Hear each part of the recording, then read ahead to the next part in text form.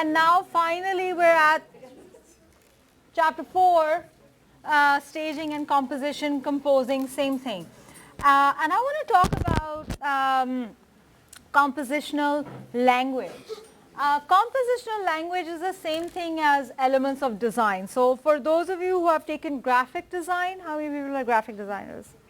Awesome, lovely to meet you. So you guys might be very familiar with these terms already, but what I want to talk about, what I want to focus on is how these elements of design, and we say compositional language for in a cinematic space, how they are important in a storytelling platform, in a linear platform where we have an animated project or time.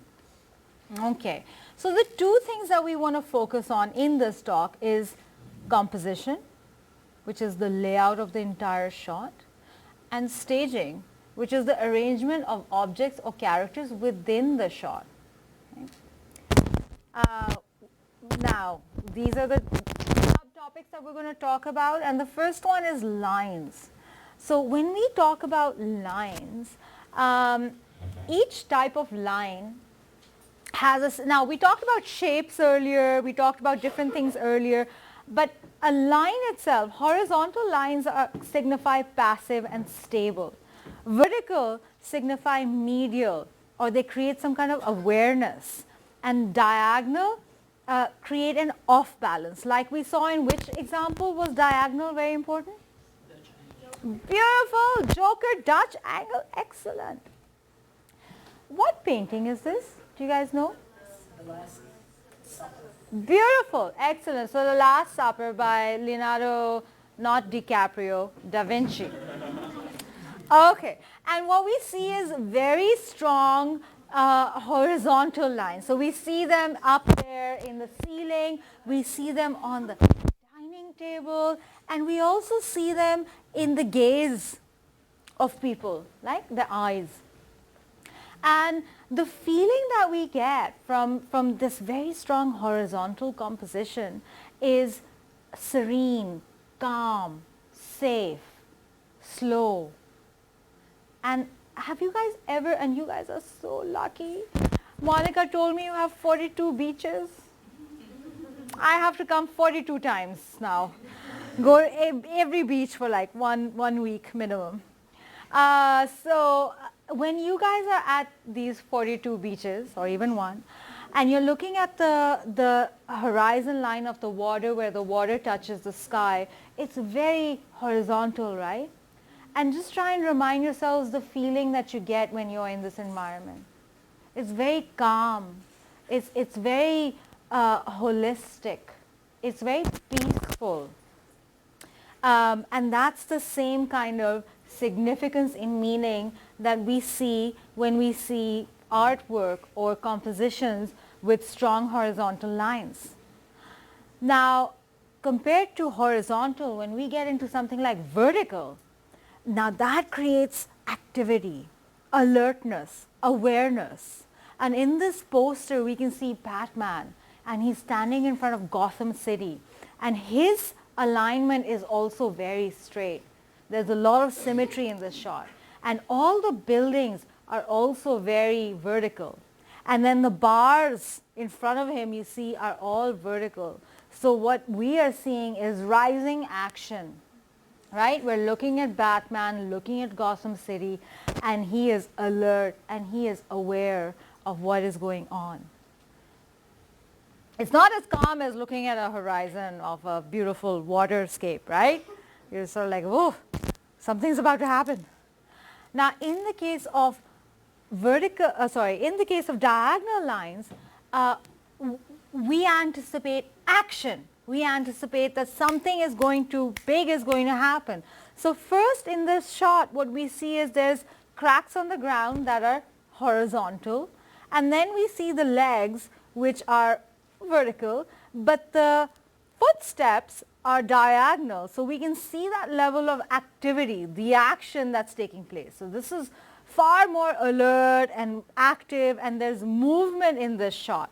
because we know that the camera is going to move forward. So that is the push of those diagonal lines. So we can say in a very sort of like open, wide way, horizontal lines are used for comedy, vertical lines are used for medial or aware, and diagonal are used for action. Now, I want to show you a clip, and it's actually a very complex design of lines. Right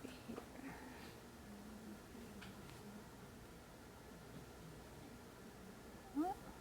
Okay, so right here. Now this is, how many of us were at the Rotfather talk? Oh wow, okay. So do you guys remember Ash Thorpe? I talked a little bit about him. He did all the visualization for Ender's Game and stuff. Yeah, so this is a piece that he's worked on. This is another motion graphics piece that he's worked on. And this is a title sequence project for a motion graphics conference, and it's called FITC, and it happens in different cities, different countries each year. And so it's basically a title sequence. It showcases all the speakers. But I want you to look at how he's able to create so much intensity, so much storytelling through lines. And this is a good example for a motion graphics piece. Oh, what did I do?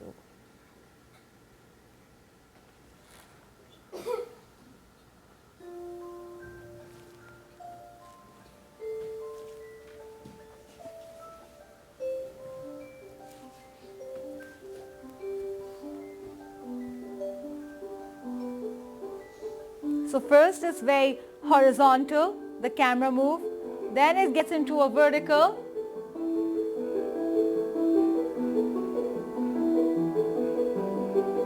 and now it's diagonal.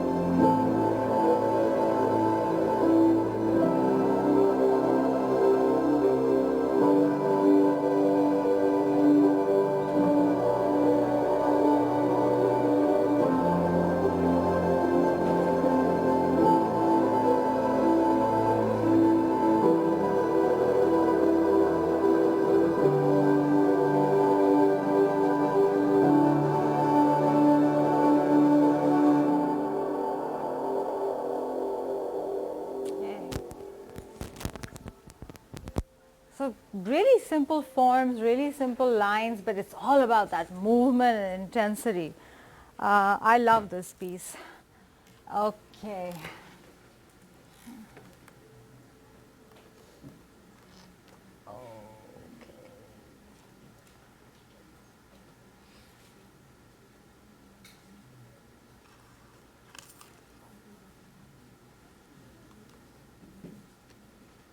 Yes, all right.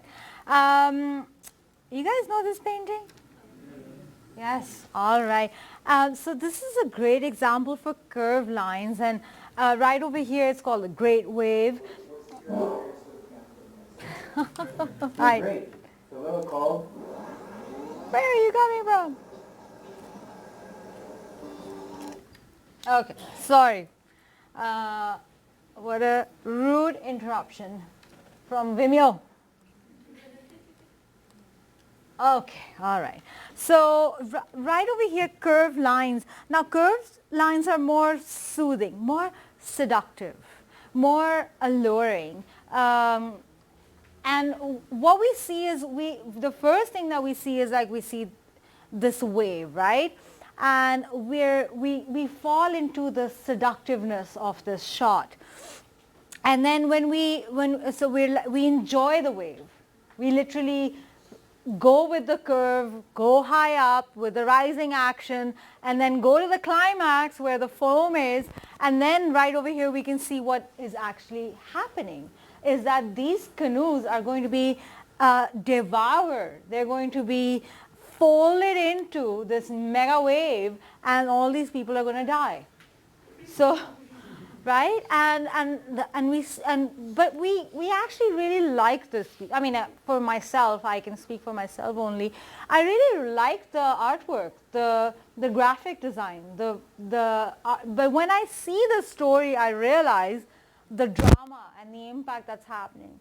And the beauty of curved lines is that because they're so seductive, because they're so alluring, that we can actually create these type of meanings and further educate our audience about a deeper meaning. Imagine if there was no this part, no curve, and it was just like one big wave coming this way. It wouldn't have that seductiveness that this shot has, right?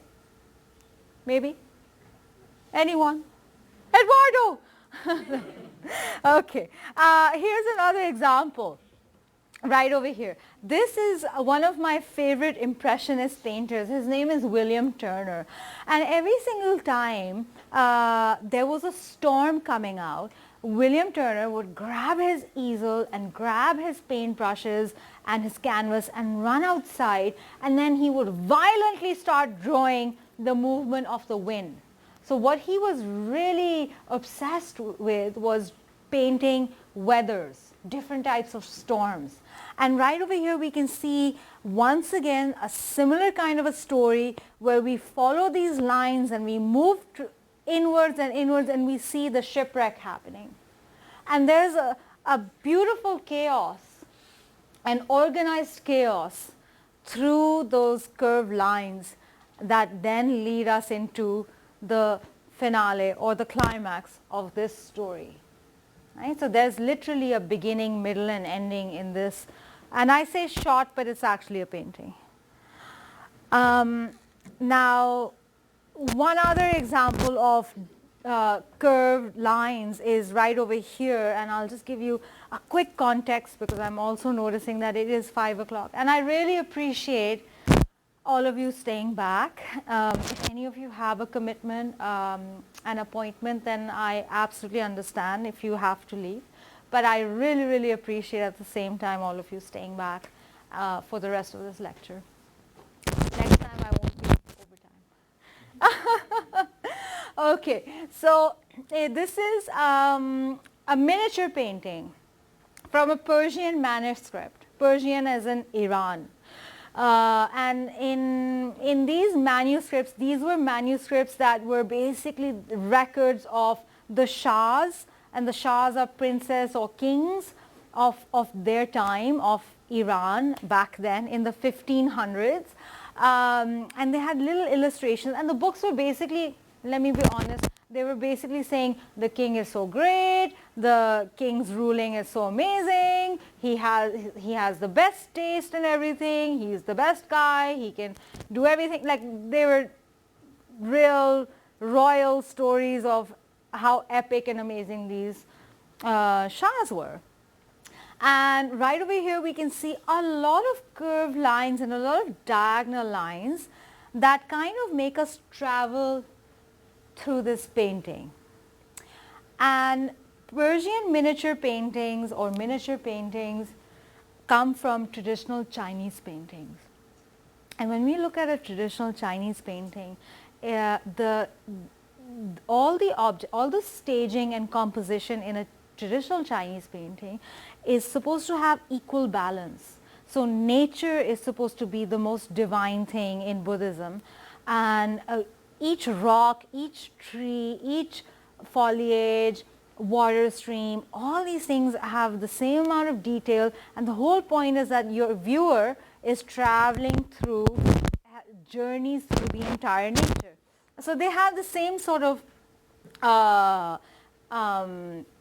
design elements for how they create their stories. So right over here we can see the tree, and this curved line takes us to the shrubs right there, and then we go through the rocks, and then we come down here, and then we see this epic battle, and then we see the Shah sleeping, amazing sleep, and so on. So we keep on traveling in this painting and then discover more parts of the story.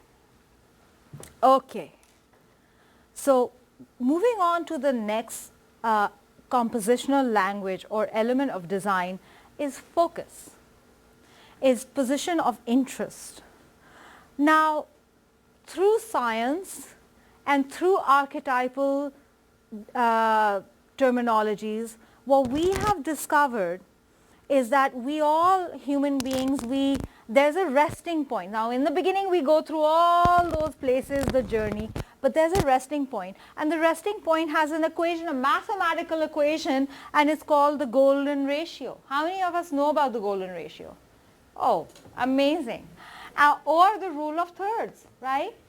And the whole idea is that our eyes will adjust to a resting point, which is always the rule of thirds. So if you draw like this, these lines, you will find those 4 points. Or if you turn this ratio around 4 times, you will find the same points in a composition.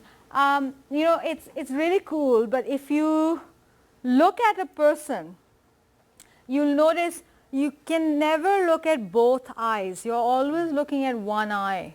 And that is the golden ratio of that frame that you're looking at.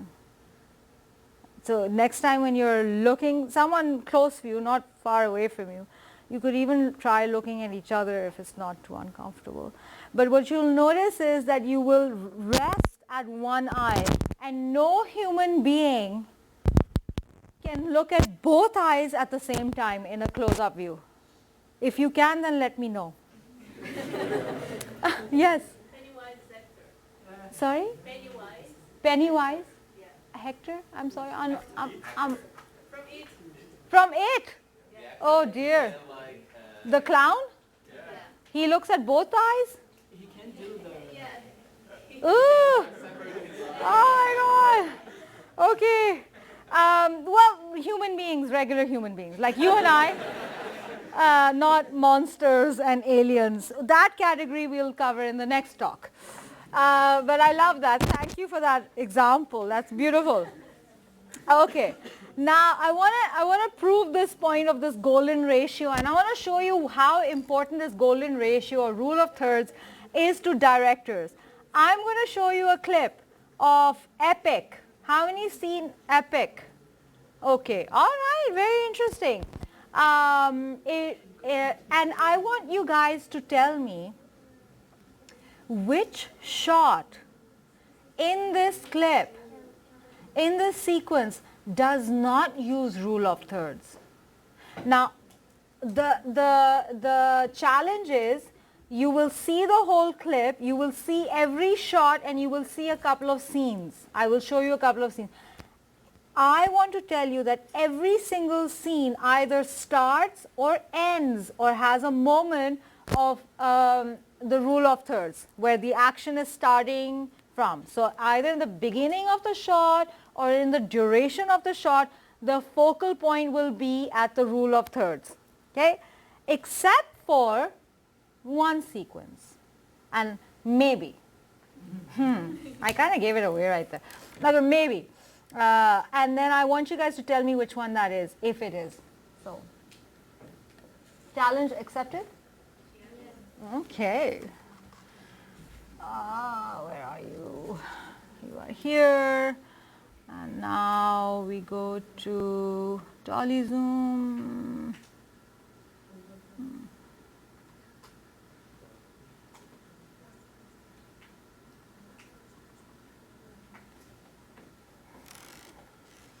Ready? Okay.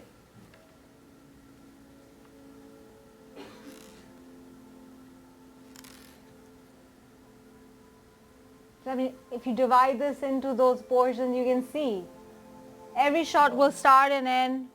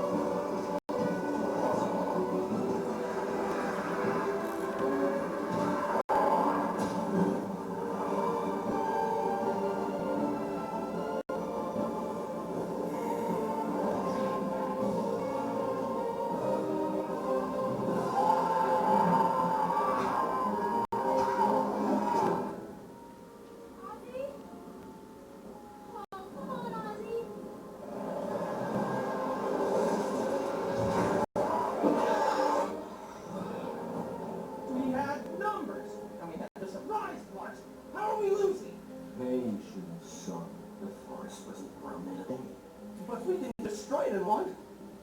Right? That's the spirit. You take the pod, I'll take the queen.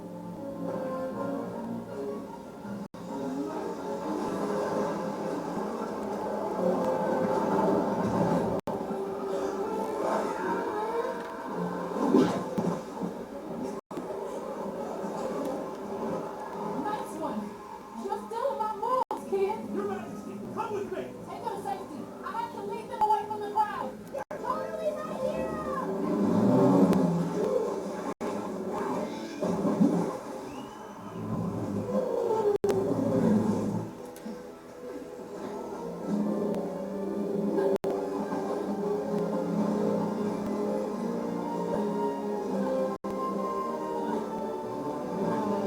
Okay. So maybe you were right. We're going to do it later.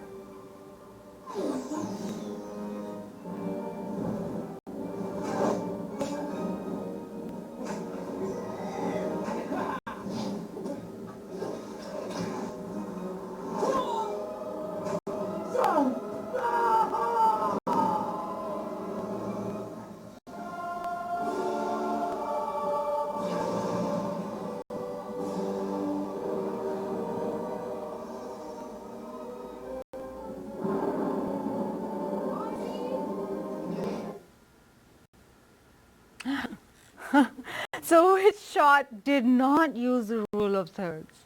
The one that she jumps in the water and splashes. Oh, beautiful. Excellent. Excellent. So it happens right over here. Where are you? Centralized. Yes. Right here. So these shots in this sequence is not using the rule of thirds. But the rest, every single shot, as you have now witnessed, is using some kind of rule of thirds. Excellent. Lucas. Yes. Okay. Okay. So now moving forward, shapes. Come on, change. Yes, shapes. So we can tell a whole story using this element of design. Now I have an example for this. Right over here.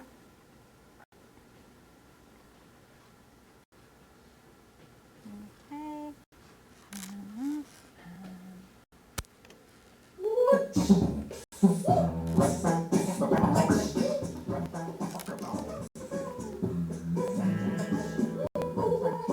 This is a motion graphics example. And so this is basically show packaging for a television. And so you have the ident, lower third, bumper, end credits, and then channel ID. So that you would, as a motion graphics designer, this is one of the jobs you could do. Okay. Another really beautiful example of shapes is how this, right over here, this is a motion graphics piece as well. This is made by digital design grad, and we can see how there's volume being portrayed with lots of flat 2D elements, and that creates a level of depth. Now, this level of depth can also be created through color. How many colors are in this poster? 4. Nice. Yellow, pink, white, and black. And we can see a huge amount of volume just through negative and positive placement of color. So right over here we can see this extrusion, although this pink is a ground floor, but it seems like it's a wall or something right over here. Another very important element of design is movement. So right over here in this very simple shot, you can see how this crack is leading us to literally forcing the camera to, it's asking the camera to move forward. Now, that happened. So one other thing that I want to talk about is framing. So positioning the center of interest and framing a moment of time in storytelling. Have you guys seen this film, Moulin Rouge? How many people? Show of hands. Okay, so this story is about this woman, and she's basically, and lack of better words, a prostitute, okay? And Satine is her name, and she is based in France, and she is one of the workers in a brothel. I mean, she entertains men and sleeps with men for money. And this guy, and this guy is Ian McGregor, and he's a penniless writer, right? So he's got no money, and one day he finds himself at a brothel, and what happens is he falls in love with her. He sees her performance. He falls in love with her. And then there's this moment where he's trying to woo her. He's trying to get her to fall in love with him. And the director chooses these very strong frames. So right over here you can see this heart frame, right? And it makes us, the third person, the viewers, think that they are MFEO, meant for each other. Okay? And to be very honest, if you, and I don't say you, but if someone was working for money in this industry, which is prostitution, someone who's penniless would not be attractive, right? You would want to go after money. Like that would be the normal situation here. But the director convinces us that this is how this is the best thing that's happening here. And I'll show you a glimpse of this whole segment in the movie where you will see framing, and you will be, hopefully you will believe in what the director is trying to say, is that they're MFPO, meant for each other.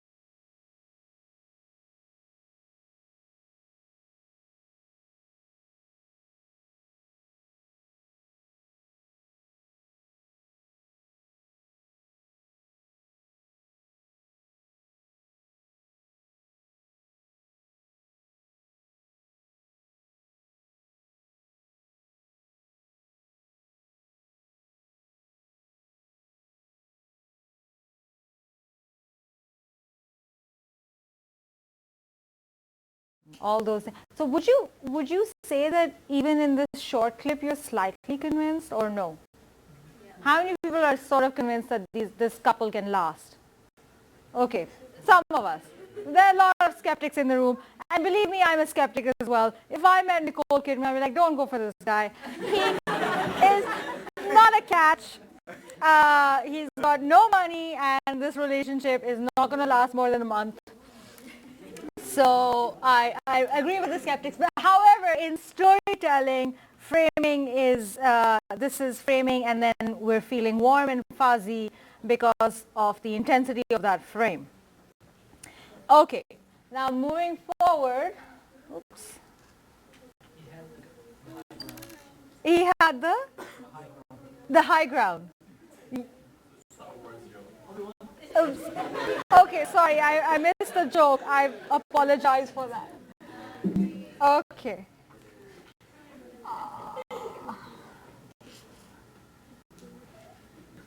All right. And there we go.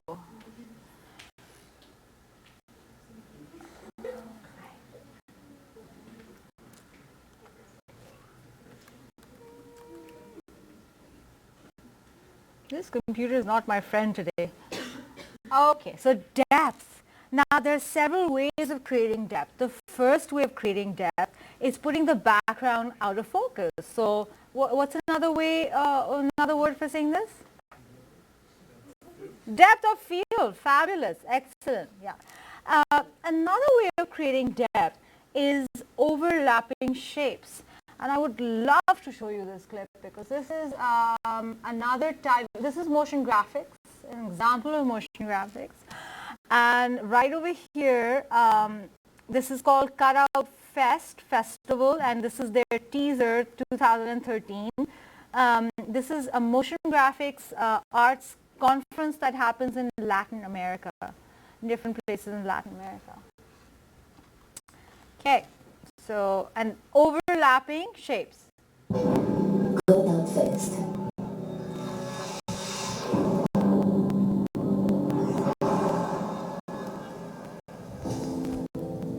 Nuevas formas de ver.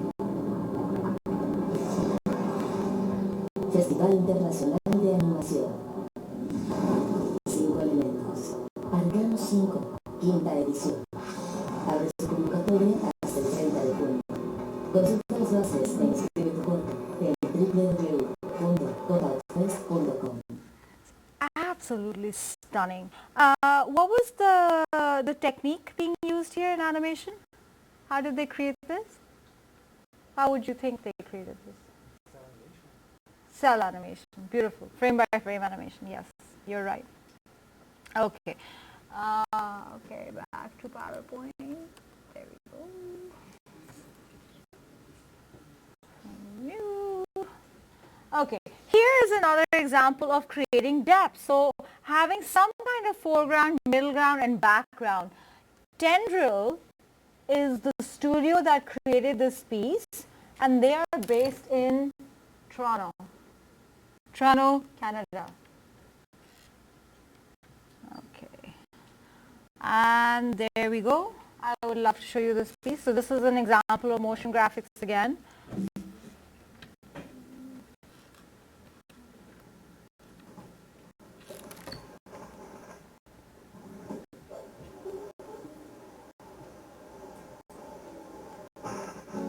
Exactly 30 years ago, that Tim's 1982 Corolla began its incredible journey. Things were different back then. It was the age of independence, rebellion, and a whole lot of hairspray. Since then, this car's racked up over 1 million kilometers. That's a big number. That's like traveling to the moon, then back to Earth, then back to the moon again. It's like driving across Canada 207 times, or around the entire world 28 times. Tim's Corolla has seen 7 prime ministers, 13 planets knocked down to 12, 0 internet made it to 1 internet, and too many bad hairstyles to count. And what has happened in 40 years? Just ask Tim's Corolla. Okay. So you can see that they're basically using, you know, the characters are very pixel art based, and then they've got imagery, and then they've got some kind of background, 3D elements, so on. Moving on to the next element of design, and this one is a personal favorite of mine.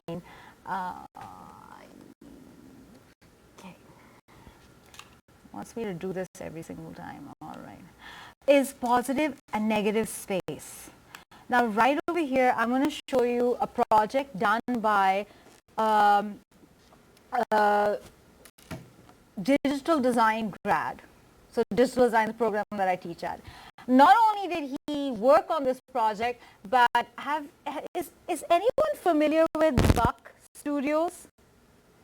Oh, nice. All right. So Buck Studios is the #1 motion graphics studio in the world. Ryan Honey was the digital design grad, and he is one of the co-founders of Buck Studios. Okay, so not only did he work on incredible projects, but he also came up with Buck TV, and it is based in New York, LA, and there's a third place as well that at the moment I'm forgetting. Is absolutely stunning. I highly, highly recommend checking out Buck. They do cutting edge, leading stuff that then the whole industry around the world follows them. And the project that I want you guys, did you guys see what I just showed you? Or am I the only one who's looking at this? I think I'm the only one who's looking at this. Sorry. Oh, my bad. Okay, close. And this is Buck Studio, and I'm looking at my laptop and I'm like, and then you guys are so kind and you're just listening. So this is the project, Metamorphosis, and we can even watch it here. I also have the video, but let's watch it here together. And I want you to check out how negative and positive space become a huge part of this project.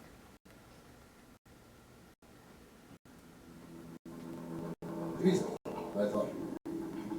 The city leeches patrol the net. This is a project that he did earlier in his career. This is like a 10-year-old piece. It was a mistake, making tea with palm wine. I couldn't fathom using the turbid sludge as the cabin's tap. I was afraid. The poet's one other copy. Needed a copy. I've got this. Metamorphosis. Not to read. Copies. Psychotic language. Insane punctuation. Ugly feeling. Sorry. Uneasy. Like to let it go. No. This bullet novella still has precise 8.5mm stick. It would counteract the uneven floor of the Espen Hubble that proved the chair in my ex-wife's illness. I needed it in paperback. I needed it delivered. I couldn't bring myself to use the great river of mediocrity. It had more money than a Washington Wilds, and none of the social conscience.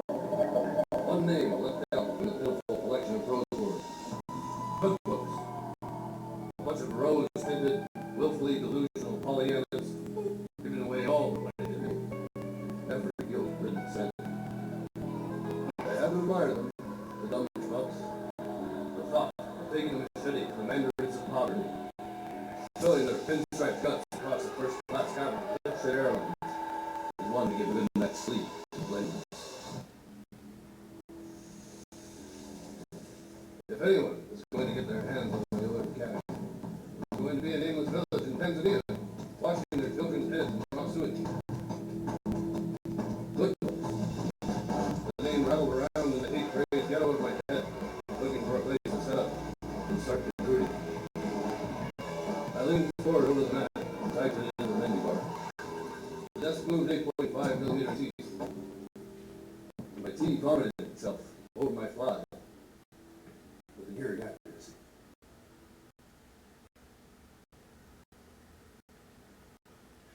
Help me, Franz.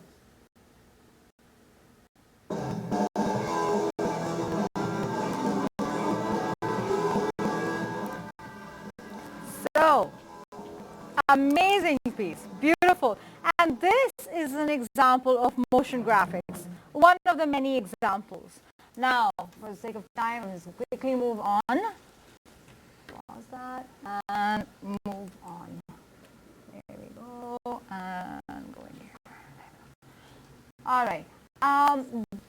Finally, the last, what am I doing? The last element of design or composition. Yes? What kind of animation?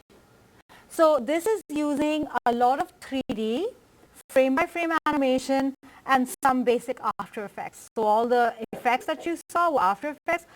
The roses shots that you saw, that was 3D. There's tons of 3D in this. And then all the morphing and melting shots are done frame by frame, or cell animation, same thing. Excellent question. Excellent question. I love it. And keep the questions coming, you guys. So now finally, last compositional language element that I want to talk about is aspect ratio. It's actually frame size. And right here, do you guys remember this film? We talked about it, Life of Pi. Now, and we talked about if you chop the whole movie in 4 parts, this sits at the 3/4 part right there. And at this point in the film, the director goes from full HD to standard definition 4:3. And he's trying to show you that this is a pivotal moment in the story, that at this point, something new is going to begin. So you can do that. You can change the aspect ratio within the film, add black bars, and create a completely different movement, a completely different scenario, and that furthers the story. I want to quickly show you this last clip, and hopefully that gives you a fun perspective of aspect ratio and how to design aspect ratios. So this is a motion graphics piece. It's by Seabass and Klim. And let's go back here.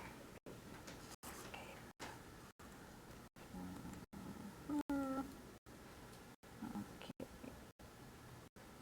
And there we go. Oops.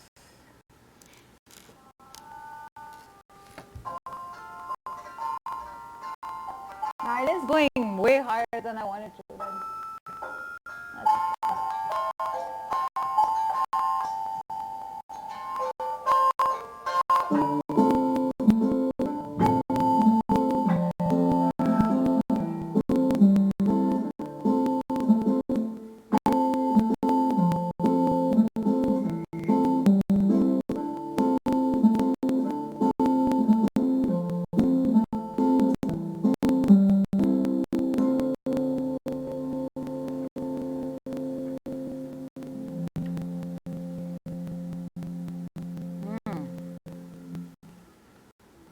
okay.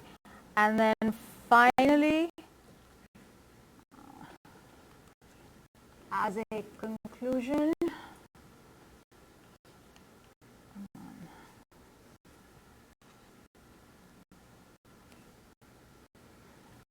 we can wrap up by looking at all the points that we talked about: lines, focus, rule of thirds, color, movement, framing, depth, positive, negative value, and then aspect ratio. So that concludes compositional language. So thank you very much for staying here. Thank you. Thank you very much.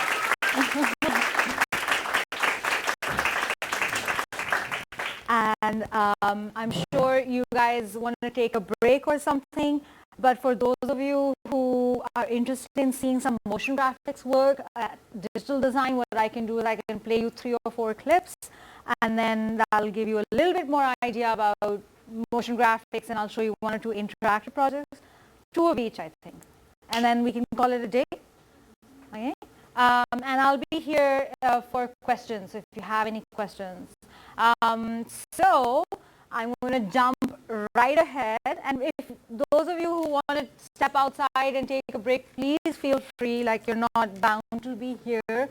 And just to keep that promise, I'll quickly show you a few projects that are digital design. Is that okay, Monica? Sorry. So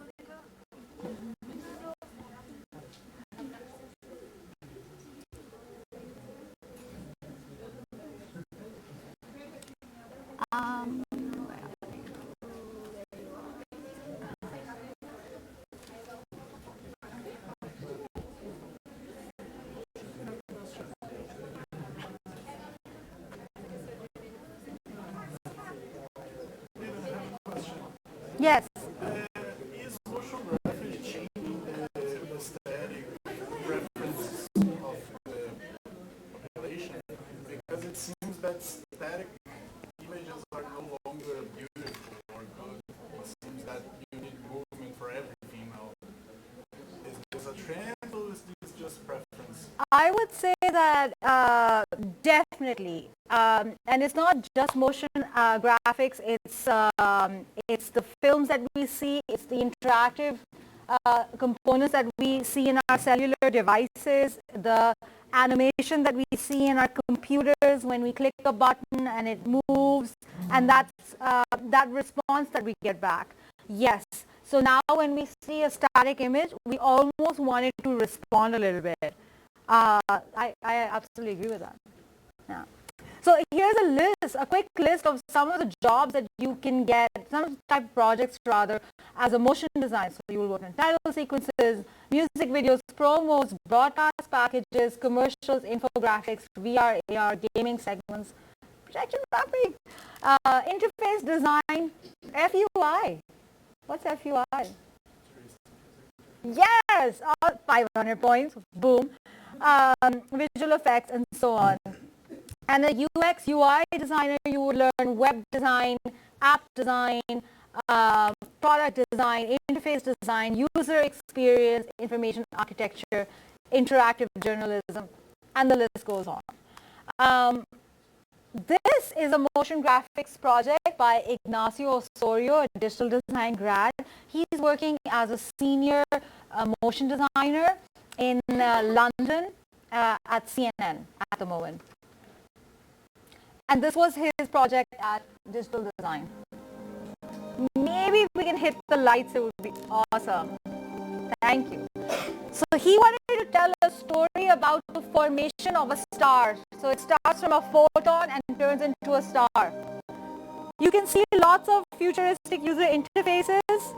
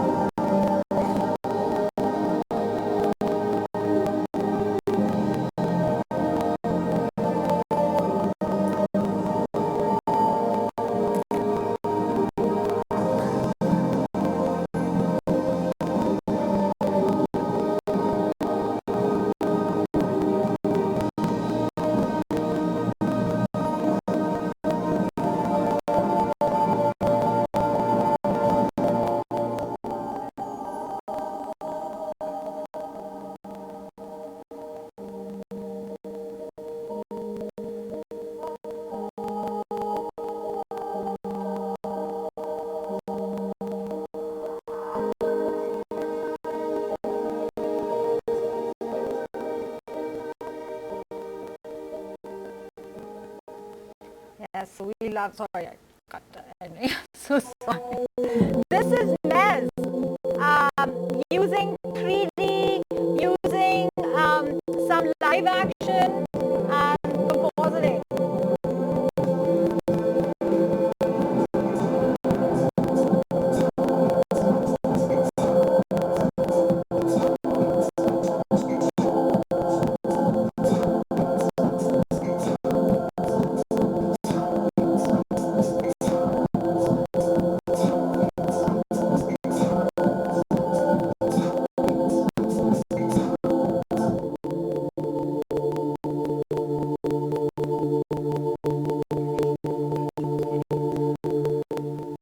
So another wild example of motion graphics. And now I'm going to quickly jump into the interactive work. This is a project done by Iris, and she made an app for HoloLens. And again, at digital design, so we have interactive and motion graphics. So this is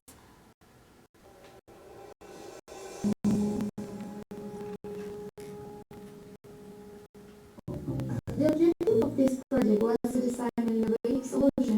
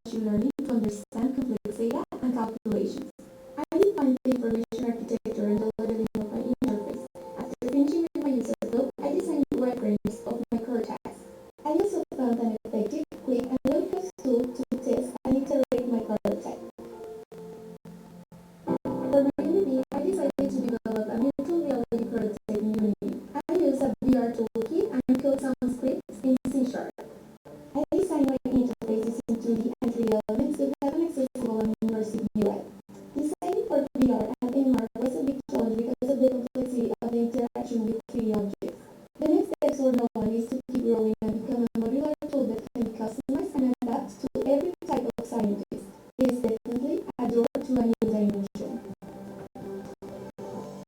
Okay, so that's one of the interactive projects where you design a tool for people.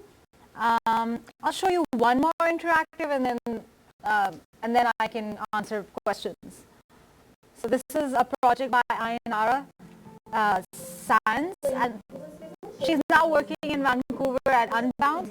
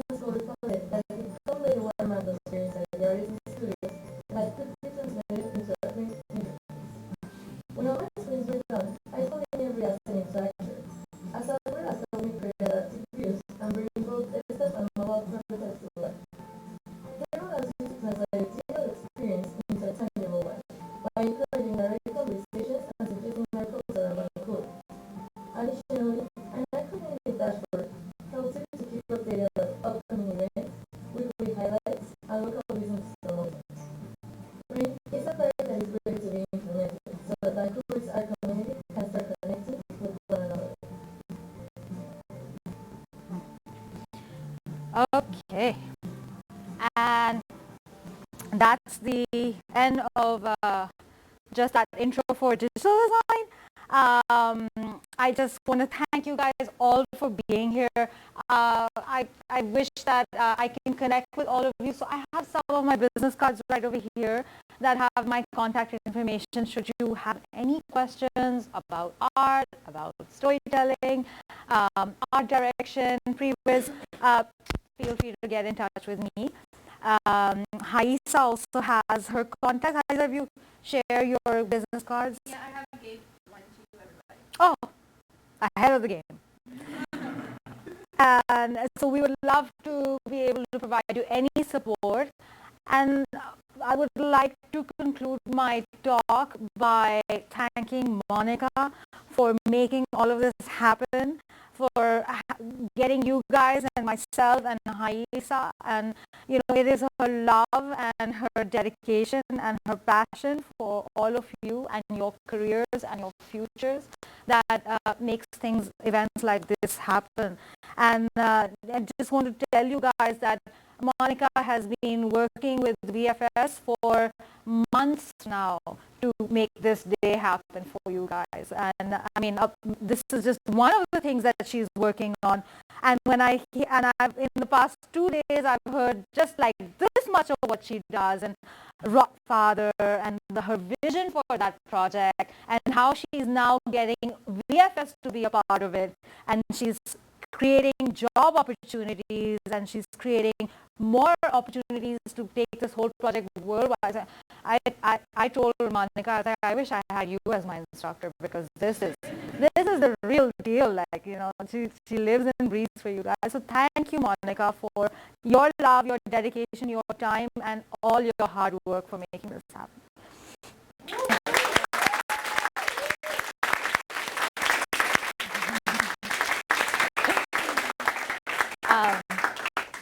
So So yes, if you guys have any questions, please just come up to me. Let's have a one-on-one conversation. And Haisa is also available. And thank you once again. You're such an incredible crowd. I'm feeling like I don't want to leave myself. Like I went overtime myself. 45 minutes. Wow.